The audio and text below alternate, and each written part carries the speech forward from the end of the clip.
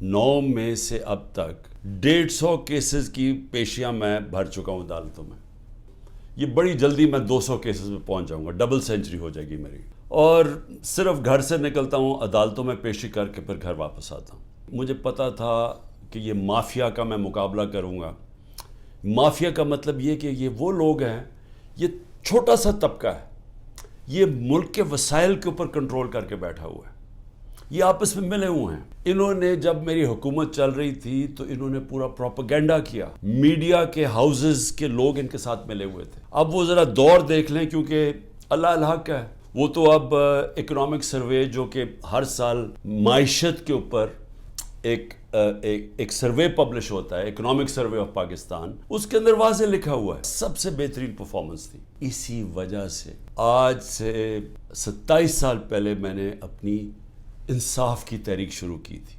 तो मैं तो बड़ी पहले इस नतीजे पे आ गया था कि जिस मुल्क में इंसाफ नहीं है, कानून की हुक्मरानी नहीं है, रूल ऑफ लॉ नहीं है, वो मुल्क तरक्की नहीं कर सकता। जब ताकतवर फैसला करता है इस मुल्क में, तो क्योंकि वो कानून के ऊपर है, वो हर किस्म का जुल्म कर सकता है कमज़ोर पे। अब ये सब कुछ हो रहा है कि कहीं इमरान खान घुटने टेक के हमारे पास आ जाए कि सर जो आप कहते हैं मैं तैयार हूँ।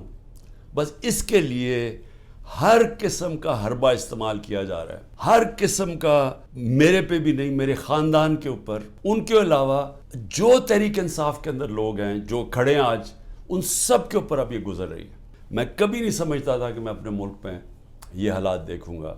रात के 3 बजे घर में घुसते हैं 30-40 पुलिस वाले और अपने मुंह कवर करके घुसते हैं। ये भी ज़रा सोचें कि कई शलवार कमीज यानी आम कपड़ों में आते हैं, पुलिस की वर्दियों में नहीं आते, लेकिन क्लैशनिकोव्स पकड़ के आम घरों में आ जाते हैं।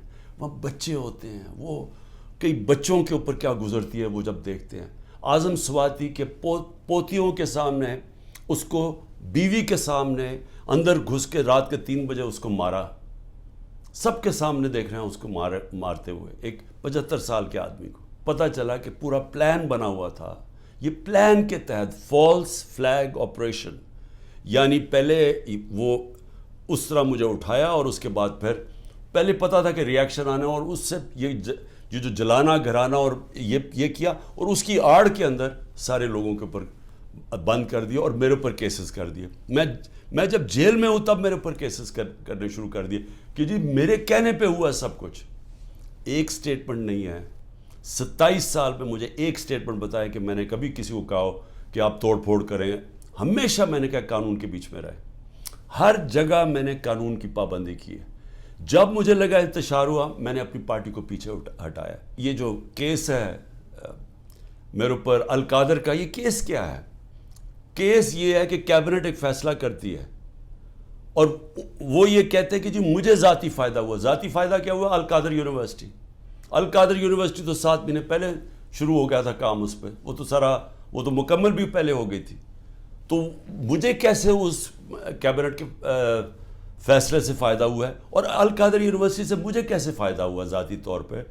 यानी शौकत खानम 9 अरब रुपया इकट्ठा करता है हर साल, मुझे ज़ाती तौर पे क्या फ़ायदा है? वो तो ट्रस्ट है। कभी किसी ने ये नहीं पूछा कि जो इंग्लैंड के अंदर जो NCA की डील थी मलिक रियाज की, जो 190 मिलियन पाउंड आया था यहाँ मलिक रियाज का, किसी ने नहीं पूछा कि उसके अंदर से 18 अरब रुपए का घर खरीदा है 1 हाइड पार्क लंदन के अंदर। पूछा किसी ने कि उसके पास पैसा किधर से आया? कभी किसी ने पूछा है कि ये जो इनके 4 महंगे मेफेयर में अपार्टमेंट हैं, जिसका इंकशाफ पैनमा के, जो दुनिया में इंकशाफ हुआ था, इंटरनेशनल इंकशाफ पैनमा का, कभी पूछा है? फिर कभी वो कैलिब्री फॉन्ट आ गई कि एक फ्रॉड कॉन्ट्रैक्ट दिखा दिया, वो उस फॉन्ट के अंदर लिखा हुआ जो उस वक्त इजाद ही नहीं हुई थी, वो उससे अगले साल आई थी। वो झूठ पकड़ा गया मरियम नवाज का, वो कोई उसके ऊपर केस नहीं है। कभी किसी ने ये नहीं पूछा कि वो जो चौधरी शुगर मिल का 80 करोड़ रुपया दिखाया था कि जी किसी दुबई के बिजनेसमैन ने भेजा है, वो दुबई के बिजनेसमैन ने नैब के अंदर लिख के दिया कि मैंने पैसा नहीं भिजवाया। तो ये सारा मनी लॉन्ड्रिंग, कोई इन्हें पूछता नहीं है। आसिफ जरदारी के ऊपर वो जो फेक अकाउंट केसेस थे, अरबों रुपए का पैसा जो शुरू किया था तरीका नवाज शरीफ ने हुदैबा पेपर मिल में कि यहाँ से चोरी करके पैसा हुंडी वाली से बाहर भेजो, ادھر سے ریمیٹنسز دکھا کے پاکستان لے آؤ، وہی پیسہ بلیک کا پیسہ وائٹ کر لو. خود ہی قانون بنایا کہ جو باہر سے ریمیٹنس ہے کوئی سوال نہیں پوچھ سکتا. وہ ہدایبہ پیپر مل کے جو کیس تھا اس کے اوپر بی بی سی کی ڈاکیومنٹری بنی.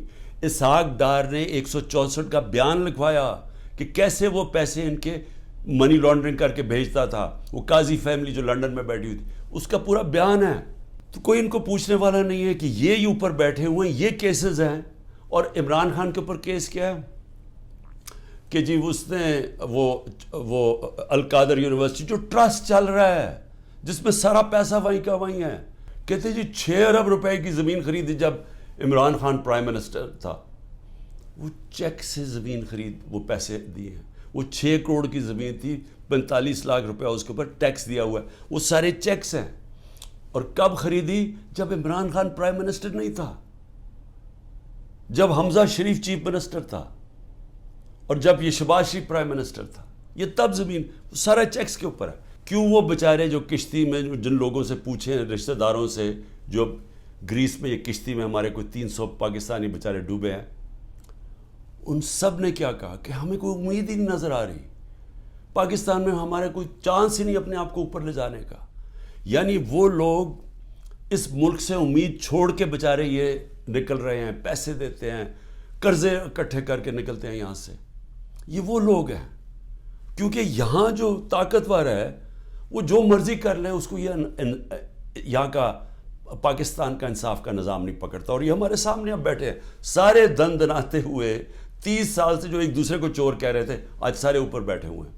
کوئی ان کے اوپر کیسز نہیں ہے، ختم ہو رہے ہیں ان کے کیسز. کیس کس کے اوپر کر رہے ہیں؟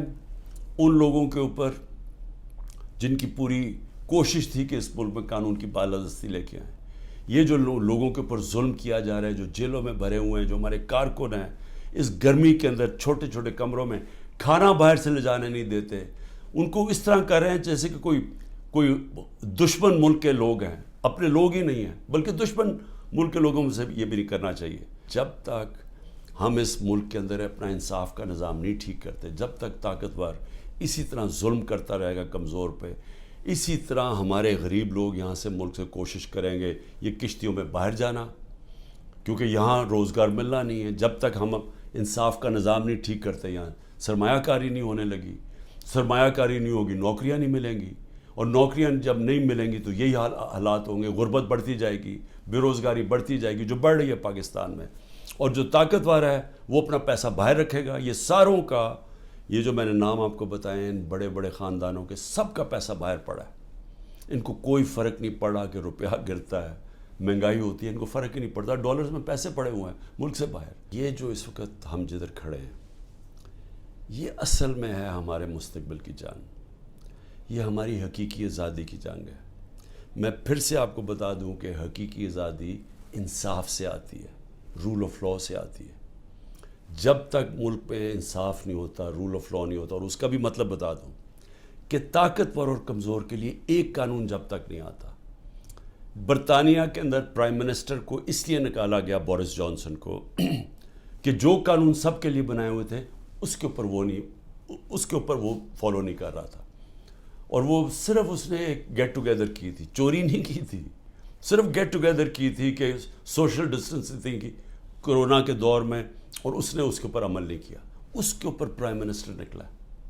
ہمارا یہاں دیکھ لیں کہ اوپر ابھی ایک ٹیپ، جو آڈیو ٹیپ آئی ہے، اس میں کیا شہباز شریف کہہ رہا ہے کہ مریم کے داماد کے لیے اس کی ہاؤسنگ سوسائٹی ہے تو گریڈ سٹیشن لازمی ہوتا ہے، جو ہاؤسنگ سوسائٹی بنائے وہی گریڈ سٹیشن بناتا ہے. اور وہ کہہ رہا ہے کہ مریم کہہ رہی ہے کہ وہ سرکاری طور پہ بنے. یعنی 70 کروڑ روپے کا عوام کو نقصان پہنچا رہی ہے ٹیکس کے پیسے پہ، تاکہ داماد کا 70 کروڑ روپیہ بچ جائے. یہ اس کے کانورسیشن میں کہہ رہا ہے، اور وہ اس کا پرنسپل سیکرٹری کہہ رہے ہیں فکر نہ کریں جی یہ ہم کر دیں گے. یعنی ملک کو 70 کروڑ روپے کا نقصان پہنچائیں گے، اور ان کو یہ جو اوپر خاص کلاس بیٹھی ہے اس کو فائدہ پہنچائیں گے. میں سارے پاکستانیوں کو کہہ رہا ہوں کہ یہ جو اوپر قبضہ گروپ بیٹھا ہوا ہے اور یہ ظلم کر کے لوگوں کو ڈرا کے ہمیں غلام بنا رہا ہے، یہ اس جہاد کے اندر آپ نے کسی صورت پیچھے نہیں ہٹنا. میں پھر سے آپ کو کہتا ہوں، پیچھے ہٹ گئے ملک کا مستقبل کیا. ہمیں وہی علامہ اقبال کی جو ان کی شاعری تھی، ہمیں اس کے اوپر ایک ایک شعر کے اندر کہ ہمیں انہوں نے پورا فلسفہ دیا ہوا ہے کہ آزاد قومی کی صرف پرواز ہے، صرف آزاد لوگ ہی اقبال کے شاہین بن سکتے ہیں، غلاموں کا کوئی مستقبل نہیں ہے.